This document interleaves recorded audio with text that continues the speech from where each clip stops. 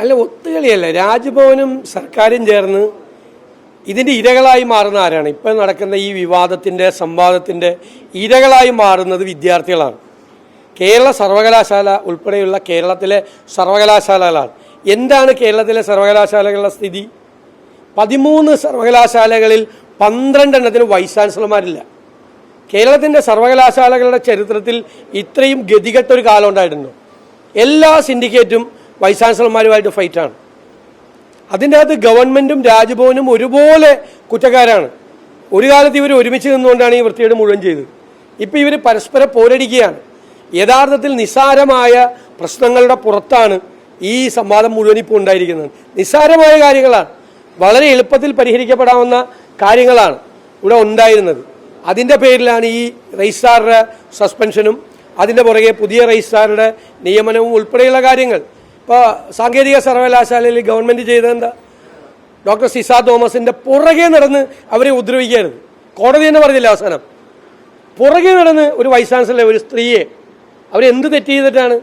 അവരുടെ പുറകെ നടന്ന് അവരെ വേട്ടയാടുകയായിരുന്നു ഗവൺമെൻറ് ചെയ്ത്. അവസാനം കോടതിക്ക് ഇടപെട്ടിട്ടാണ് അവർക്ക് നീതി വാങ്ങിച്ചു കൊടുക്കേണ്ടി വന്നത്. അപ്പോൾ വ്യക്തിവൈരാഗ്യം തീർക്കാനും രാഷ്ട്രീയ വൈരാഗ്യം തീർക്കാനും ഒക്കെ സർവകലാശാലകളെ ദയവ് ചെയ്ത് ഇതാക്കരുത്. ഇതെല്ലാം കേരളത്തിലെ സർവകലാശാലകൾക്കുണ്ടാകുന്ന ഡാമേജ്. അക്കാഡമിക് രംഗത്തെക്കുറിച്ച് ഒരു ചർച്ചയും നടക്കുന്നില്ല. ലോകം മുഴുവൻ മാറിക്കൊണ്ടിരിക്കുകയാണ്. ഇന്ത്യയിലെ മറ്റു പല സർവകലാശാലകളിലും വലിയ നിലയിലേക്ക് പോവുകയാണ്.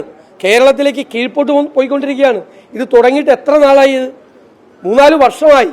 കേസിൻ്റെ മീതെ മറ്റ് കേസുകളുമായിട്ട്. ഇത് ജനങ്ങളെ ബാധിക്കുന്ന വിഷയമാണോ? ഇതാരെ ബാധിക്കുന്ന വിഷയം? ഇത് കുട്ടികളെ ബാധിക്കുന്ന വിഷയമാണ്. അല്ലാതെ ആർക്കെന്ത് താല്പര്യമാണ് ഈ കാര്യത്തിലുള്ളത്? ഇത് അവസാനിപ്പിക്കണ്ടേ? മുഖ്യമന്ത്രിയാണെങ്കിൽ വാദമൊന്നും പറയില്ല ഇത്തരം കാര്യങ്ങൾ. ഗവർണർക്കെതിരെ പറയാൻ അദ്ദേഹത്തിന് പേടിയാണ്. ഗവർണറെ രാഷ്ട്രീയമായി ഉള്ള അവിശുദ്ധമായ BJP നേതൃത്വവുമായുള്ള ബന്ധത്തിന് ഉപകരണമായി ഇടനിലക്കാരനായിട്ട് ഉപയോഗിച്ചതാണ് കുറച്ച് നാൾ. ഇപ്പം അങ്ങോട്ടും ഇങ്ങോട്ടും ഈ സംഘർഷമാണ്. ഇത് അവസാനിപ്പിക്കണം എന്നാണ് ഞങ്ങളുടെ നിലപാട്. ഇത് അവസാനിപ്പിക്കണം അടിയന്തരമായി. ഇത് ഇനിയും സംഘർഷത്തിലേക്ക് പോകരുത്. ഇത് കുട്ടികളെ ബാധിക്കും. നിങ്ങൾ കുഞ്ഞുങ്ങളെ മറന്നുപോകരുതെന്നാണ് ഞങ്ങൾക്ക് പറയാനുള്ളത്.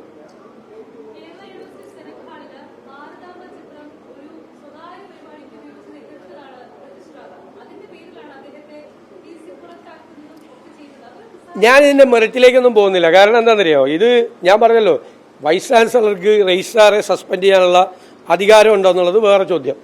അധികാരമില്ല.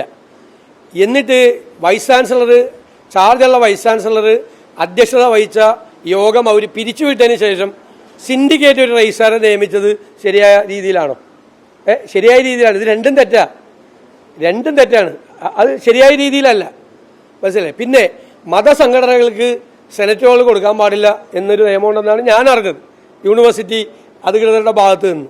എന്നിട്ട് ഈ സംഘടനയ്ക്ക് എങ്ങനെ കൊടുത്തത്? പിന്നെ ചാൻസലർ വന്ന പരിപാടി രജിസ്ട്രാർ റദ്ദ് ചെയ്യാമോ? അപ്പം ഇതൊക്കെ അങ്ങോട്ടും ഇങ്ങോട്ടും ഉണ്ട്. അതിലെ തെറ്റുകുറ്റങ്ങളിലേക്കല്ല പോകുന്നത്. അങ്ങോട്ടും ഇങ്ങോട്ടും വേണ്ടാത്ത പരിപാടികൾ ചെയ്തിട്ടുണ്ട്. അടിയന്തരമായി ഇത് അവസാനിപ്പിക്കണം.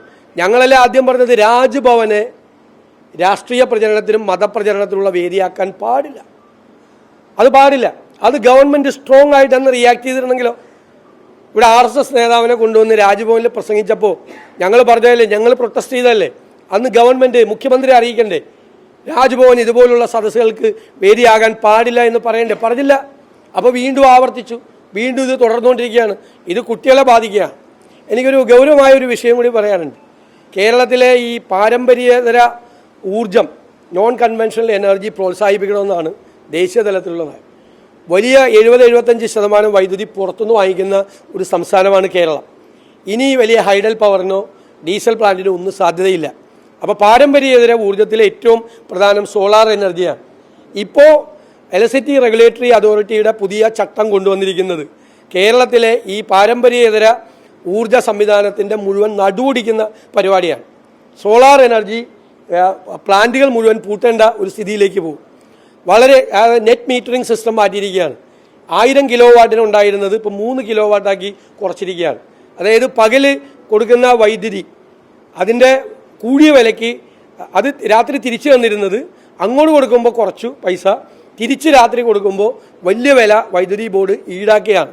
മാത്രമല്ല 5 കിലോ വാട്ടിന് മീതെയുള്ള സ്ഥലത്ത് 30% ബാറ്ററിയിൽ ശേഖരിക്കണമെന്ന് പറഞ്ഞിരിക്കുക. അതോടുകൂടി ഒരു 2 ലക്ഷം രൂപയുടെ വർധനവ് ഓരോ പ്ലാന്റിനും പുതിയതായിട്ടുണ്ടാവുകയാണ്. അവസാനം ഇതെല്ലാം അടച്ചുപൂട്ടി പോകുന്ന സ്ഥിതിയിലാണ്. 5000-ഓളം സംരംഭങ്ങൾ കേരളത്തിലുണ്ട്. ഒരു വ്യവസായ സംരംഭങ്ങളായി, ചെറുകിട ഇടത്തരം വ്യവസായ സംരംഭങ്ങളായി കേരളത്തിലുണ്ട്. അത് മുഴുവൻ അടച്ചുപൂട്ടി പോകുന്ന സ്ഥിതിയിലേക്കാണ് കാര്യങ്ങൾ വരുന്നത്. മാത്രമല്ല, ഇവിടെ അവൈലബിൾ അല്ലാത്തൊരു പുതിയ ബാറ്ററി ഉപയോഗിക്കണമെന്നാണ് പറഞ്ഞിരിക്കുന്നത്. അതിൻ്റെ പുറകിൽ ഒരു അഴിമതി മണക്കുന്നുണ്ട്. അപ്പോൾ ചോദിച്ചപ്പോൾ പറഞ്ഞാൽ ആ ബാറ്ററി വരും. വേറെ 2 കമ്പനിയാണ് ആ ബാറ്ററി ഉൽപ്പാദിപ്പിക്കുന്നത്. അവർ ആ ബാറ്ററി കൊണ്ടുവരും. ആ ബാറ്ററി കമ്പൽസറി ആക്കുക. ഇപ്പോൾ ഇവിടെ അവൈലബിൾ അല്ലാത്ത ഒരു ബാറ്ററി അത് 2 കമ്പനികളാണ് ഉൽപ്പാദിപ്പിക്കുന്നത്. അവരുടെ കയ്യിൽ നിന്ന് ബാറ്ററി മേടിക്കാൻ വേണ്ടിയിട്ട് ഈ പുതിയ സംവിധാനം കൊണ്ടുവരിക. അപ്പോൾ ഇത് കേരളത്തിലെ ഈ പാരമ്പര്യേതര ഊർജം നമ്മളെല്ലാവരും പ്രോത്സാഹിപ്പിക്കണം എന്ന് നമ്മൾ പറയുമ്പോൾ അതിനെ നടുവടിക്കുന്ന ഒരു സമീപനമാണ് റെഗുലേറ്ററി അതോറിറ്റിയും സർക്കാരും ചെയ്യുന്നത്. അതിൽ നിന്ന് അവർ പിന്മാറണം എന്ന് ഞങ്ങൾ ശക്തിയായിട്ട് ആവശ്യപ്പെടുകയാണ്.